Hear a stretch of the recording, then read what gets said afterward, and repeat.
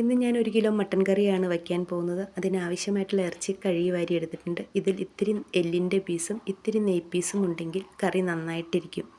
ഇതിനായി ഞാൻ കുക്കറാണ് എടുത്തിട്ടുള്ളത്. അതിനാവശ്യമായിട്ടുള്ള 1/2 സ്പൂൺ മഞ്ഞൾ, 1 സ്പൂൺ മുളക്, 1/2 സ്പൂൺ മല്ലി, 1/2 സ്പൂൺ കുരുമുളക്, 1/2 സ്പൂൺ ഗരം മസാല, 1 സ്പൂൺ ചെറുനാരങ്ങ നീര്, 1 ഗ്ലാസ് വെള്ളവും ആവശ്യത്തിന് ഉപ്പും ചേർത്ത് നന്നായി കുക്കറിൽ മിക്സ് ചെയ്ത് 3 വിസിൽ വരത്തക്ക രീതിയിൽ വേവിച്ചെടുക്കാം.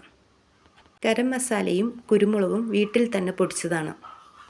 ഇതിലേക്ക് ആവശ്യത്തിനായിട്ടുള്ള 30 ഉള്ളി, 1 സവാള, ഒരു 10 വെളുത്തുള്ളി, 1 ഇഞ്ചി, 3 പച്ചമുളക് ഇതുപോലെ കട്ട് ചെയ്ത് ആവശ്യത്തിന് കറിവേപ്പിലയും എടുക്കാം. ആവശ്യത്തിന് എണ്ണ ഒഴിച്ച് ഇത് ഓരോന്നായി ഇത്തിരി ഉപ്പും ചേർത്ത് ബ്രൗൺ കളർ വരത്തക്ക രീതിയിൽ വഴറ്റിയെടുക്കാം.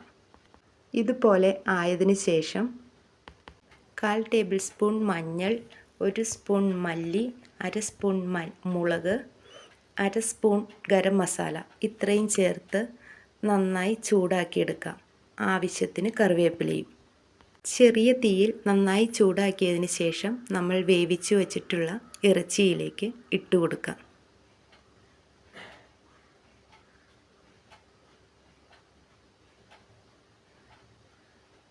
ഈ മസാലയൊക്കെ നന്നായി മിക്സ് ചെയ്ത് കൂടുതൽ ഗ്രേവി വേണ്ടവർക്ക് കുറച്ച് ചൂടുവെള്ളം കൂടി ഒഴിച്ചു കൊടുത്ത് 10 മിനിറ്റ് തിളപ്പിച്ചാൽ കറി റെഡി.